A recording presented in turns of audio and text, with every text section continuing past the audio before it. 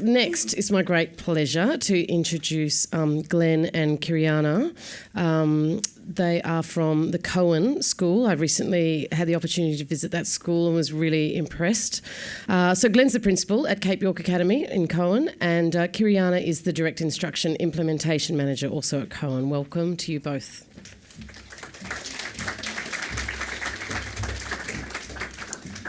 Thank you, Rachel. It's a pleasure for Kiriana and I to be here tonight. So while we're waiting, just a little bit of a context about the school we're from. So Coen is part of the Cape York Academy. We have a student population of 55 students, and we're located about 7 hours north of Cairns. Our school has an Indigenous population of 98%. And as spoken by our founder, Noel Pearson, our vision is that our students will achieve their full potential, talent and creativity, and have the confidence and capacity for hard work so they can orbit between two worlds and enjoy the best of both. The Academy's program incorporates 5 distinct but related learning domains: childhood, class, club, culture and community. Our journey with the Academy began in 2011 when we naively applied for the PE positions that had been advertised for the new club and culture programs in Arakoon and Coen. However, unfortunately, after talking to EQ, we discovered that they were not commutable and we thought the opportunity had been lost. However, then in late January, we received a call to say that Hopevale had joined the Academy and needed 2 teachers. 2 weeks later, we were on a plane and making our way up to far north Queensland. We arrived knowing that we were entering at the grassroots, that educational change was about to occur, but until we lived it, we had no true understanding of what that would look like or how big that journey was going to be.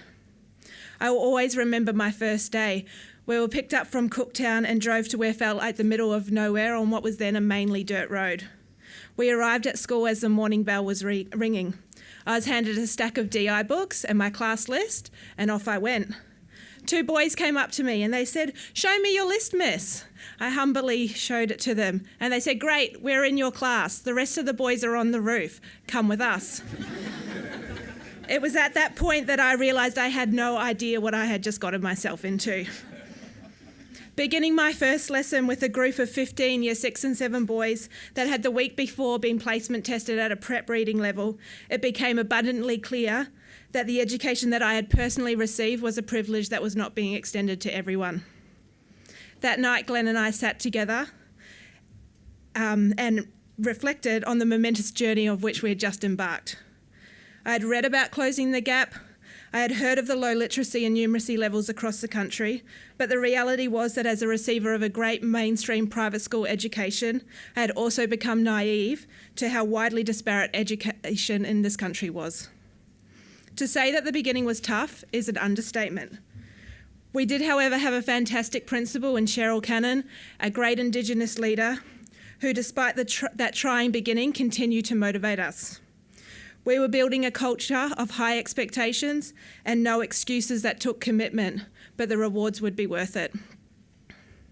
Through her leadership, No Excuses came to mean that we believed our students'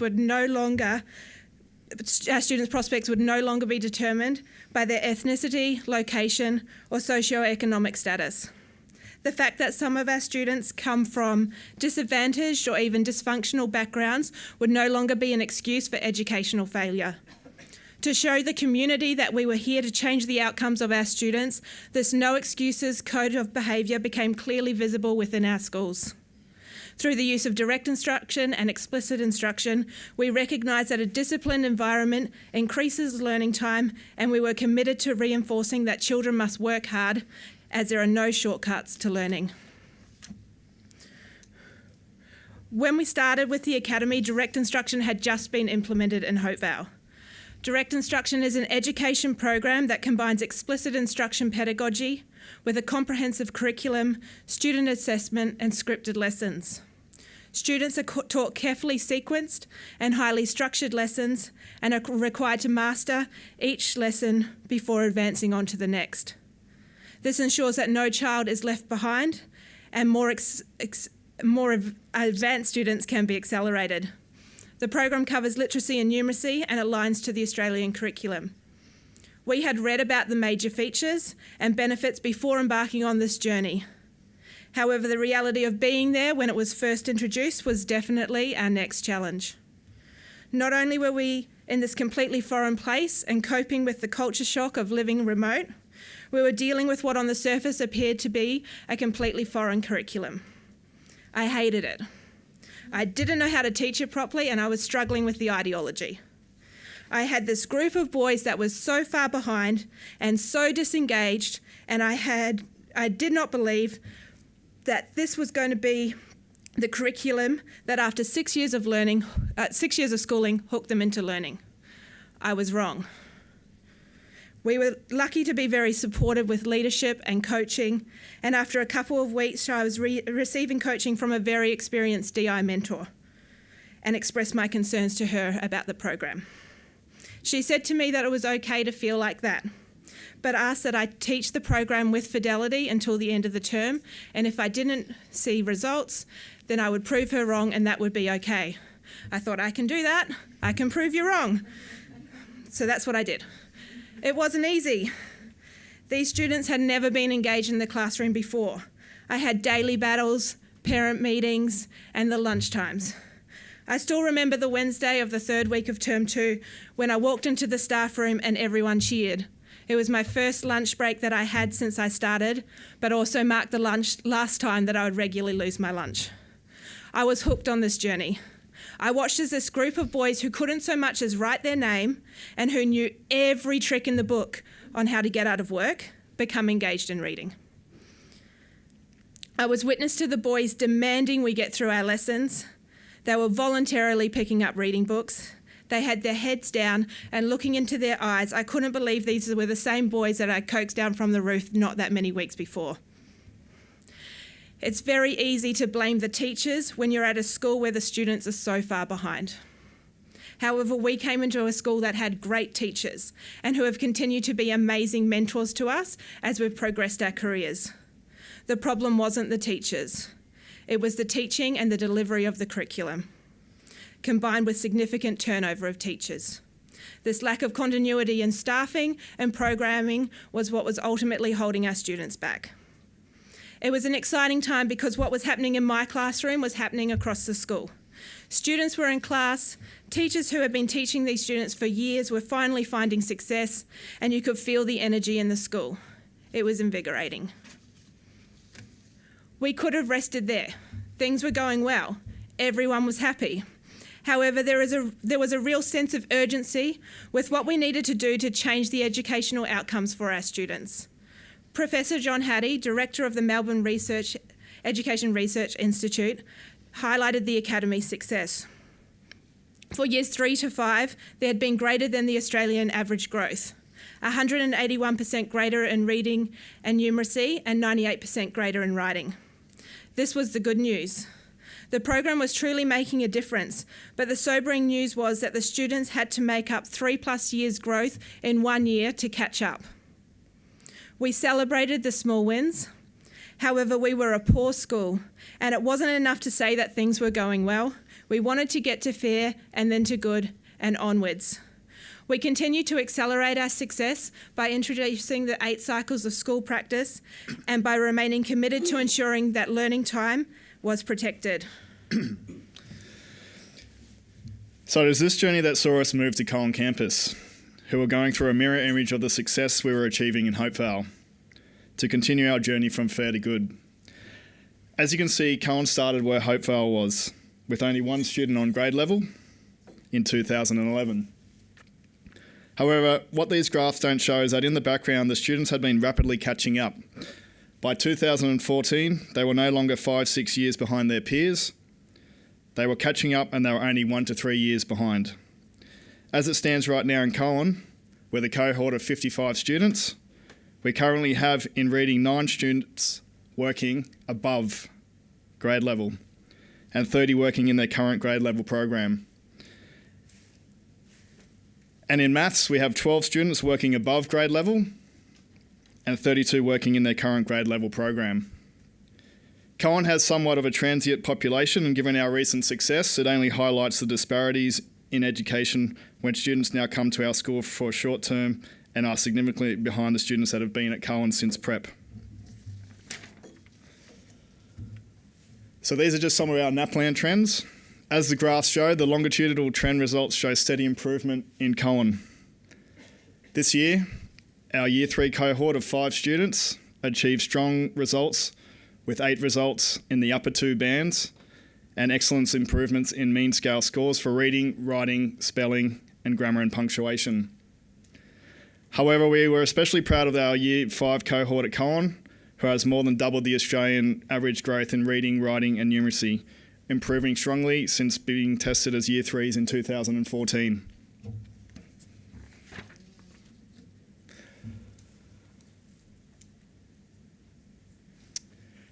Our schools, however, are more than just a direct instruction school. We use explicit instruction to cover the other key learning areas in an exciting application of the Australian curriculum. So our club program is the component of our school day is where students are delivered units which consist of explicit instruction units for PE, music and science. This part of the day is where we focus on moral development, higher order thinking skills and creative expression. We also have a strong music program that sees all our Year 3 to 6 students learn an instrument and join the school band.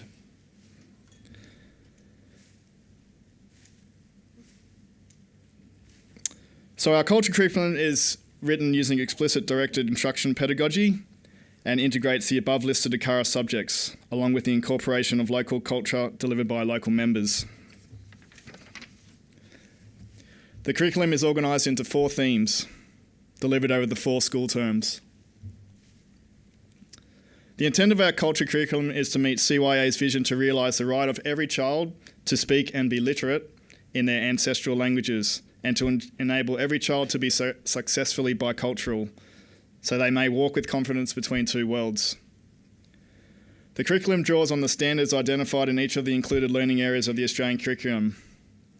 Of equal focus is that the learning episodes deliver content that reflects an Indigenous perspective. The great thing about our culture program is that it is giving the students the opportunity through partnerships with local clan groups and ranger groups to go to traditional homelands for culture camps and engross themselves in learning cultural ways, traditions, stories, and most importantly, conservation and sustainability skills to one day take over and be able to pass on that knowledge to the next generation. Our explicit direct instruction lessons are well-crafted, well-taught lessons that assist teachers to deliver effective instruction that significantly lifts student achievement. So as you can see here, we have an example of one of our EDI lessons, and it's designed at a foundation or prep level about kinship. Along the side there, you can see it clearly identifies the learning objectives, gives you the vocabulary content to help students understand those difficult words and ways for students to make connections to their everyday life.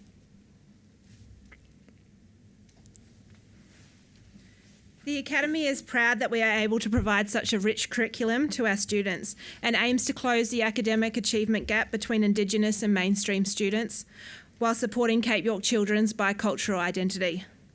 We could talk about the quantitative results of the Academy that the Academy has achieved all night.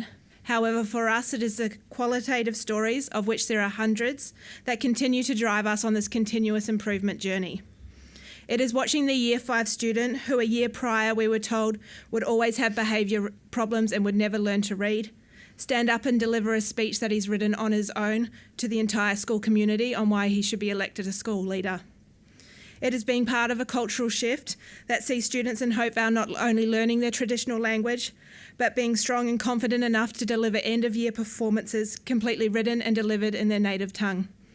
It is the families that were once disengaged and avoiding the school, turning up to be classroom reading helpers, or calling the principal in the morning to say, "I'm having trouble getting my child to school, can you come and speak to them?" It is watching a whole generation of students who were so lacking in confidence that they were ashamed to come up to parade to receive an award, to now not only be proud and confident when they are recognised for their achievements, but are also able to articulate why and how they achieved that success. It is each of these tiny but ultimately powerful breakthroughs that have made the journey that we have embarked on so richly satisfying. We aren't there yet, but we're on our way to becoming a great school. Thank you. Before we finish, guys, it's really exciting to have Dion Creek here from our Coen community. I'd just like to take this opportunity to invite Dion up to the stand just to talk a little bit about his experiences, because he has 2 children currently at the school at the moment. So please welcome Dion.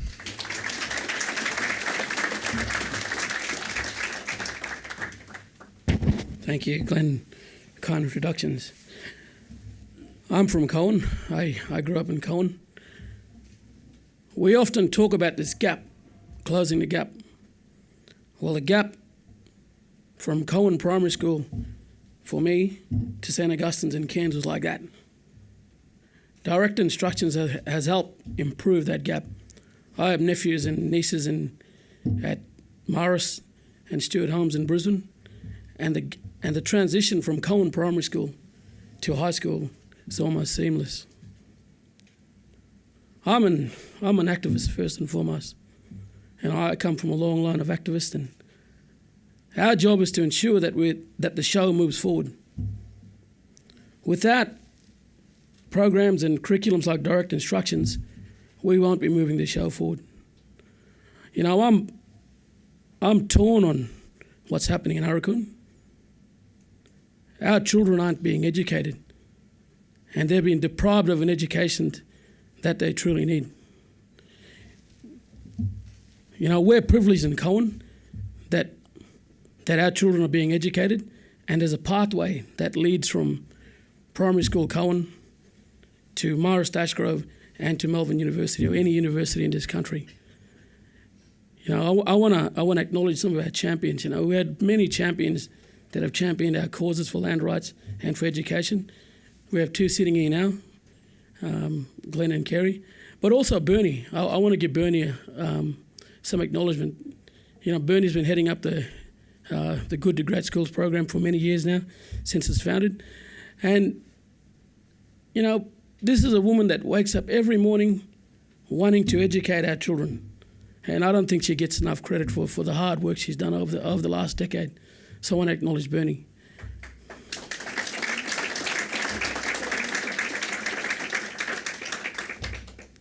Done. Thank you.